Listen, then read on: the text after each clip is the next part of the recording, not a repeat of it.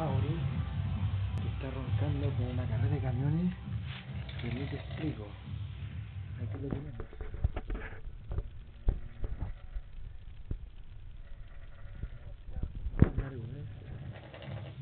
La cámara. Mire por favor.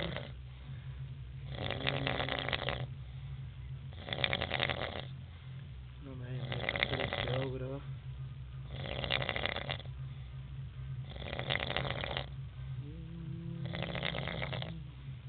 Yo sé que aquí estaba viendo otra persona. Posiblemente aquí. Y ya no hay nadie. Nos retiramos. Lo dejamos.